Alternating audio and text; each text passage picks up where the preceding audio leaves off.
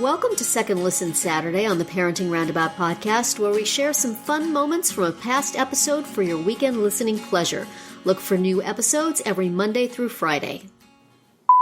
We have a sad follow-up to our recent conversation on kids and dating. Aww. Yeah, yes. You know, first heartbreak. Oh, dear. It didn't have anything to do with her mother talking about it on a podcast, did it? Not as far as I know. We're playing with fire here, y'all know. Yes, it was a whirlwind. Oh, it man. It started quickly and it burned out quickly. Wow. So, Aww. but it really, I don't know what happened when I was a teenager. I think my mom just carried on life as usual. You know, Yeah. put a smile on your face. It'll all be fine. Get up, go to school. My mom would have been laying in the couch with the rag over her eyes in agony for me. Yeah, see, and that's kind of what I think I'm more inclined to behave like your mother. And I'd be going, really? I didn't like him that much, Mom. It's okay. Yeah, exactly. Whereas I'm like taking on all the, you know, all the feelings. Yeah. So yes, it was. Aww. It was quick. It was quick and over fast. So Yeah, but well. still, you know, she was a little blindsided by it. It didn't happen in the nicest of ways. Oh, it was dear. a very typical made-for-TV teen drama. Oh, my. So, yeah, so we've all just been kind of, you know, because first I was away in Canada for about 9 days, so I missed a lot of the actual romance. And they broke up in time for you to come home and clean it up. yeah, exactly. Oh, boy. Thanks. Yeah, I know you're going to break my heart. Could you just wait till my mom gets home? Thanks. Right. Please wait. I need to be ready for this. Yeah. I came home and things kind of unraveled very quickly. And so as a result, I still haven't unpacked from the trip, and I came home Friday. Oh, dear. But There's been other kinds of unpacking going on that you've had to deal with. It's sad. I mean, it reminds me of, you know, it brings up all kinds of memories that we have as parents. And even it just affects the whole family, especially if you're a family that typically, you know, talks about these things or, you know, has had the person over or whatever. So, and I remember feeling this way with my son's breakups too. It's almost like it's a breakup with the family. Yeah. Yeah. Because they sort of become, you know, part of the daily conversation or part of plans or, you know, it just kind of really, so yeah, it's too bad. It was a little sticky though, because we know the family. Right. So things had to end somewhat maturely, and they did do a good job with that. So that's good. So, and I just texted her this morning and said, how's it going? Because they have some classes together. And so she said, it's just fine. Yeah. Yeah. So she, and she also had the help of a former flame that kind of distracted her a little bit. So, yeah, so it's kind of, so is she moving really, right on here, or? I don't think she's moving on, but it just kind of helped her distract. You know, like she didn't have her sole focus on that. So yeah, well, that's good. Whereas I was the one lying on the couch. Right, your focus. That is the way it goes. I remember that from my childhood, and I'm sure I would be exactly the same now. Oh yeah, even should I ever have an opportunity. Yeah, I mean, and it was really sweet because her friends really kind of rallied around her, and you know, this is kind of their first. They're going through this for the first time as well, many of them, like, you know, watching this whole process of getting together with a boy and dating and then the breakup. And so, you know, one friend brought over Starbucks last night and they sat on the couch and then chatted, and then another friend FaceTimed her and they chatted, and then the emails, the messages going back and forth. And so it was very sweet. They were very good to her. So, and it's just, and as we were talking about this earlier, like breaking up with somebody, I mean, not just a boyfriend, but even a friend can be hard too. Yes. Like I remember feeling this way over even just friends, period. And so, yeah. People-based and really transitions. There's no rule book or guide for how to handle that with your kid. But so that's why we're talking about today. Yeah, I don't have a good answer. Mine is usually the lame, move on. It wasn't meant to be. But boy, that would have not been satisfying to me when I was a kid. Right. That's just the worst. And yet, from life experience, you know that you will look back on this one day and say, well, that was nothing. Why was I so upset? Right. But at the time, it's not helpful. Well, and when it's a friend, I just want to say basically like, you got other friends, like, who cares? Yeah. And I know, from personal experience, that does not help at all. No. And then there are the times, in our situation, there are no other friends. So it's like a lot gets invested in a single friend. And so when that person proves to be not worthy of the investment, it's really, really hard. It's like, okay, I got to wait for another one. It's like, right. Could you just when or where? Groups are nice. We meet a group, Then if one goes, you still got more. But it's hard. It's really hard with, one of my kids in particular to find friends. And then, there have been good friends that have then moved away and there's no replacing that. And the contact has been broken, and others that have just ended for no reason, no understandable reason. Right. And clearly to me, more about that other person than about my kid. But again, those are not words that are helpful. It doesn't feel good. No matter how true it is, it doesn't. It's not. And it's, I find, my adult perspective, which I understand to be correct, is not useful to the young person. And I can recall it being not useful to me when I was that age. I did not want to hear it, even though my mom had the same wisdom to offer.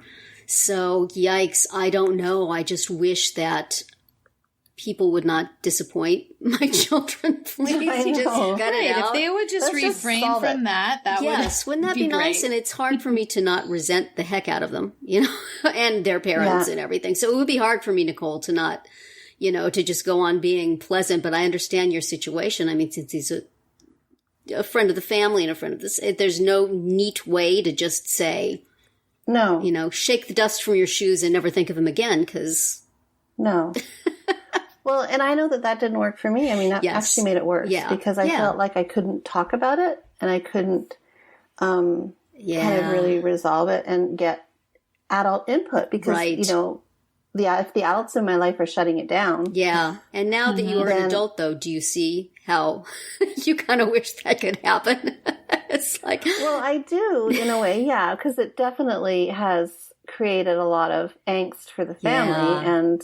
it'd be nice to just kind of like, wash our hands of it and move on. Yeah. But at the same time, I find like this is a good opportunity too, to give her some perspective and realize,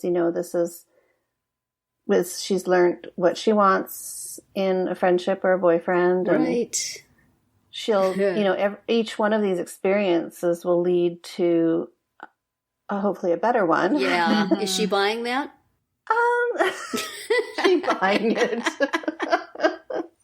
Well, this has also been a good opportunity too to kind of like share some of our own experiences. Well, that's true.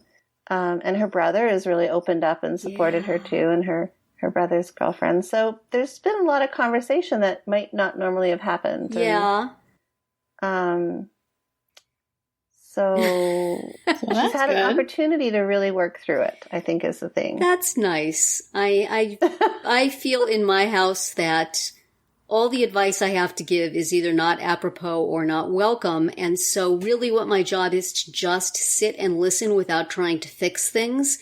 And I find that incredibly difficult. I find that almost impossible to do. That is not in your nature. That is not in my skill set. It's like, all right, I will give you the advice you need to fix that. What do you mean? You don't want the advice? You don't want to fix it? Well, then what?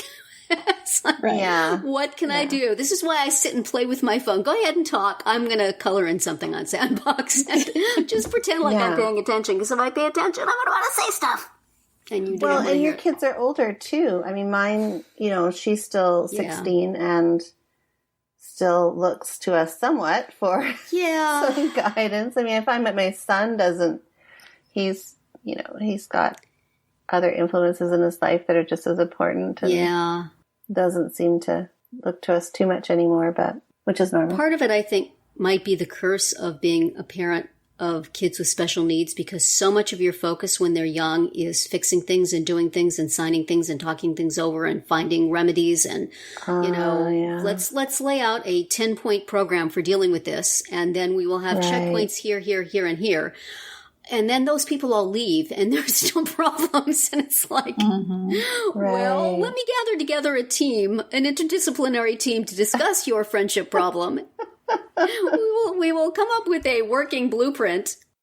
That's right. And so then when something happens outside of that, you're like, so that's my whole skill set now. That's what I've trained for. And that's what I'm trained for. It's like, you don't say, well, your kid's not learning. We're just going to tell them not to worry about it. And it's just, there are more things in life than learning. There will be other things that come along. No, we fix it. Right. No, we got to find a way. Yeah. Where's the therapist for this? I want her coming to the house 5 times a week. We need to bring in all those specialists. And even, when you get to this age, even when your kid goes to therapy to help with problems, they don't tell them what to do. They just listen. Yeah. It's very unsatisfactory. Yes, it is. I don't know. It's kind of a flyby. I feel like it's a fly by the seat of your pants. However, you, with a little bit more knowledge than what your parents had. So it's kind of like you try and deal with it at the moment. Yeah. But I don't know. Are you doing any better than I am on this, Catherine? Well, I haven't quite had to deal with it yet either in terms of a romantical relationship, but friends, sure. Years ago, for example, not saying that it hasn't happened for years, but just thinking of one thing, one of my kids had a really good friend and they were very close and spent a ton of time together. And then that friend just kind of started pulling away and it was so hard. Yes. Because I was also friends with the mother and, it was, I'm not going to say, you know what, he just doesn't like you that much anymore or whatever. Like I can't tell the truth. You know what I mean? Like sometimes friends are not friends forever or, this person just needs a little break or, so it was very difficult just trying to kind of distract, and try to pump up other friendships. Right. Kind of to keep that child busy instead of, just constantly having to say no, that they're not available today, or they're really busy, or they don't, their family's going away, whatever it was. Instead of coming up with lots of excuses, I just tried to emphasize other relationships. Yeah, which has limited success, but can work. And especially with a really young child, I think when they get to become teenagers, you can have deeper conversations about, friendships change, people change, groups change, people sort of drift in and out, and it's not necessarily, anything you did or even that they did, it's just the way life is. I'm not having a lot of success with that line. Yeah. But boy, that reminded me what you were just saying. I was kind of on the other end of that as a kid because there's a family we were really, really, really close friends with for a long time. I was friends with, there's 4 girls. I was friends with the youngest 2 daughters. And then a time came, and I won't defend myself, but I just didn't want to be friends with this girl anymore. And our mothers were best friends, and my mom lost her best friend because this friend felt that I had been mean to her daughter, and my mom stuck up for me, and that was the end of this long close friendship. I feel really terrible about it in retrospect, but at the time, it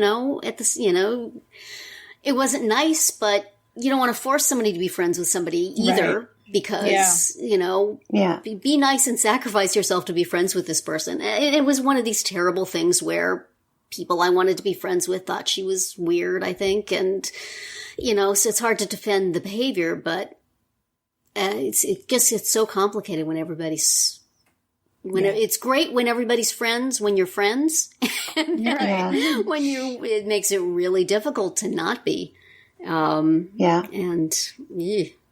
we've had that situation a little bit, not too much, but could theoretically still happen in the future because we have situations, but...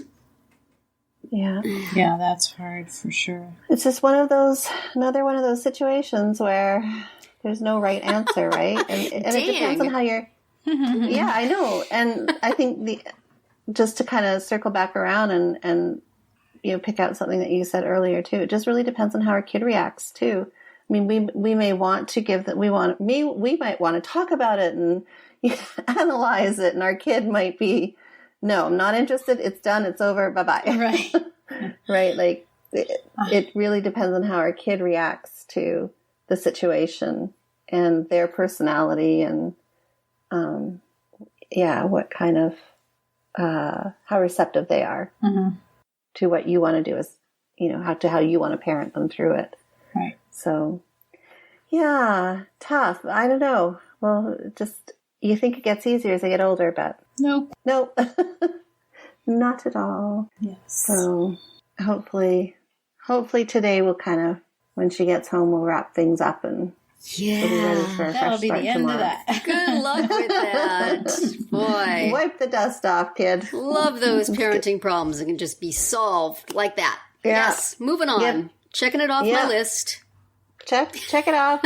First heartbreak, done. Get back in action. Never have to deal with that again. Oh, the best thing to deal with that is to find somebody else immediately. You know what we need to do? Yeah. Is we need to come up with all the sayings that we've heard over time. Yeah. That parents say to kids, after breakups and traumas and... Yeah. We need to make a list. That would be a long, sad list. So anyway. Yeah, well. That's what's happening in our house. So sorry to hear about that. This is what happens when you go to Canada, Nicole. I know, right? Not going to Canada anymore. You're going to have to stay home now.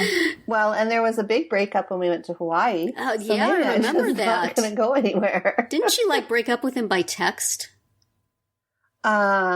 Yeah, the next day after we got home, after 10 days. Nice. Aloha means hello and goodbye. Yeah, literally. She took that a little too seriously. Oh, man.